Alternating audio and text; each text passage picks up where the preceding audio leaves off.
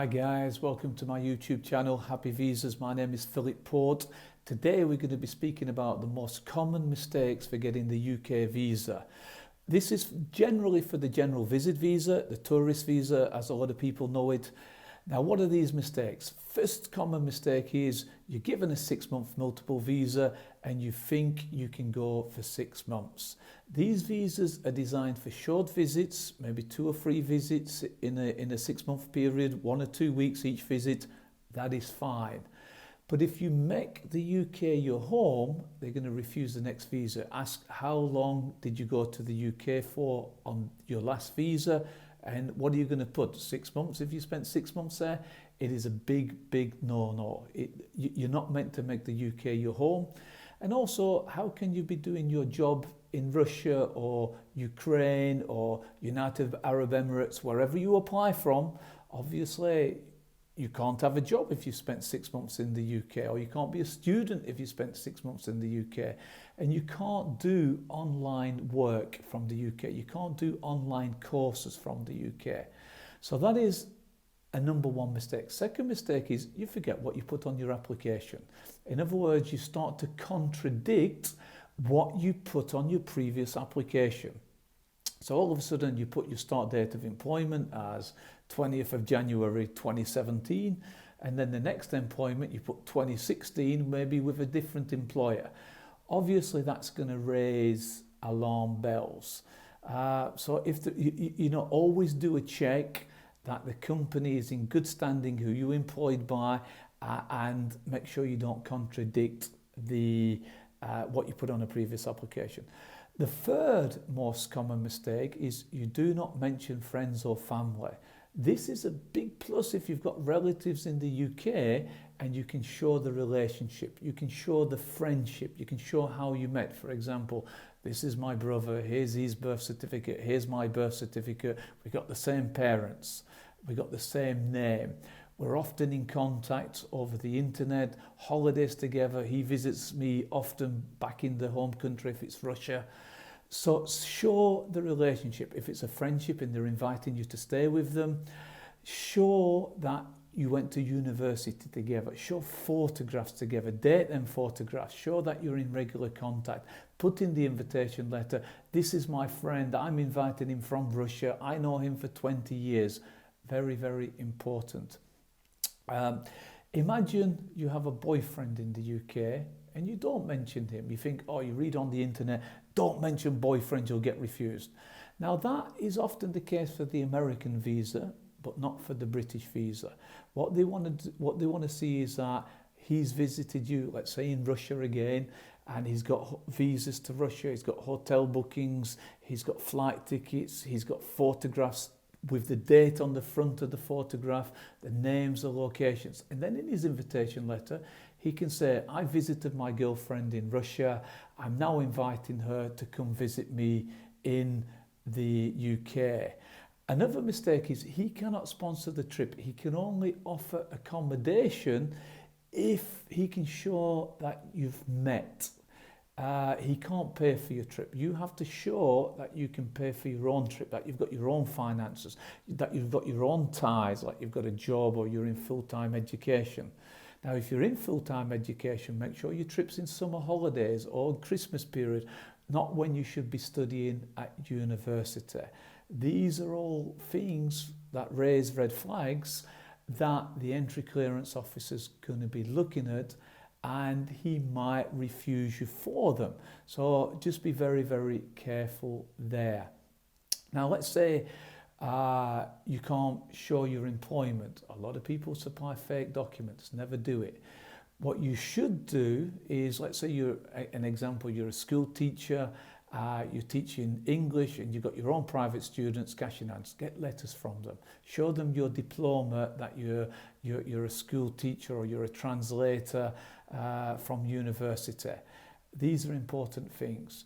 Another thing is a lump sum of money going on your bank statement just before you apply for the visa.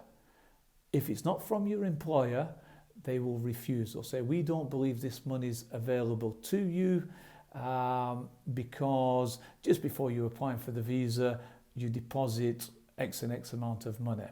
Another mistake is that, let's say from Russia, everything's green, give them the visa. All you need is a bank letter.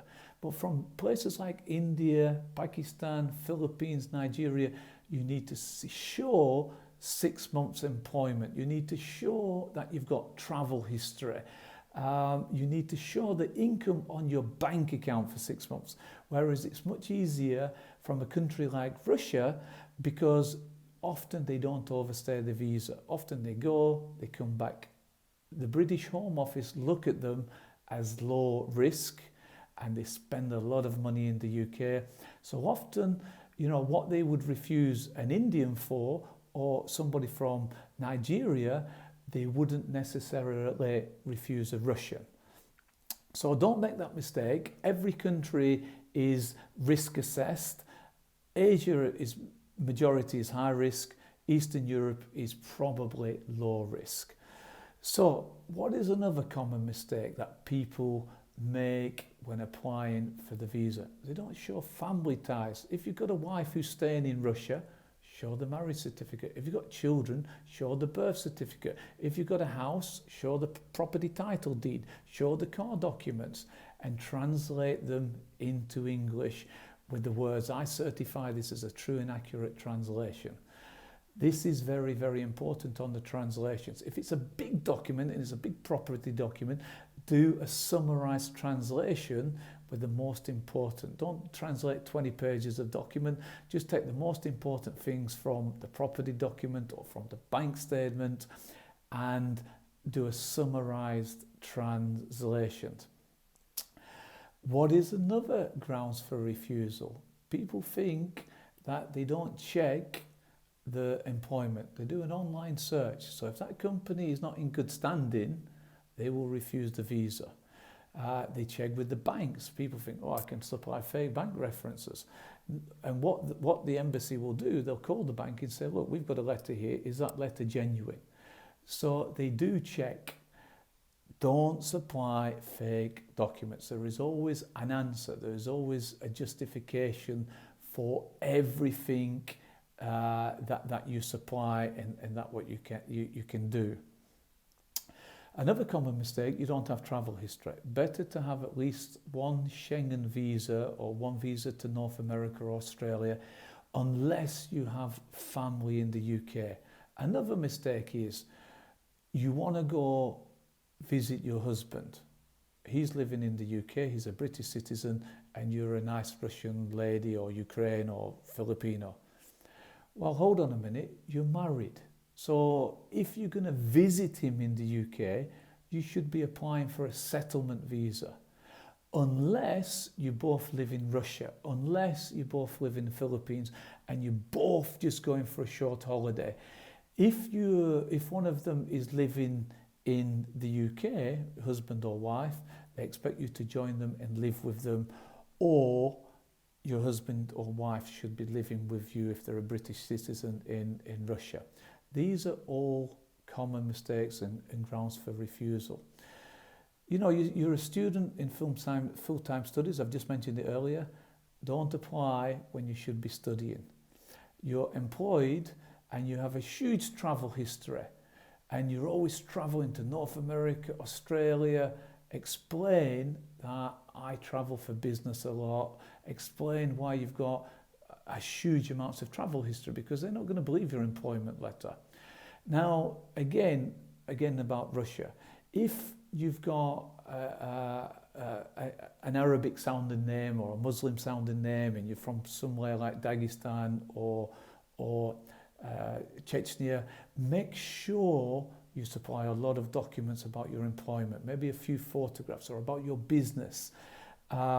Get extra character references from your bosses and your work colleagues, because again, unfortunately, the embassy or the Home Office, they do profile. Now, if you're from Moscow, give them the visa. From St. Petersburg, give them the visa. All they require is simple documentation like employment letter, bank letter, hotel booking or invitation letter, and maybe a marriage certificate or property document showing strong family ties. Very, very simple. So look, this is just a few common mistakes. There's a million mistakes. So if you're not sure, contact somebody like me, ask for advice. These visa applications are designed to trip people up because they want to force you to go to somebody like me. Keeps me in a job, great for me, absolutely fantastic for me.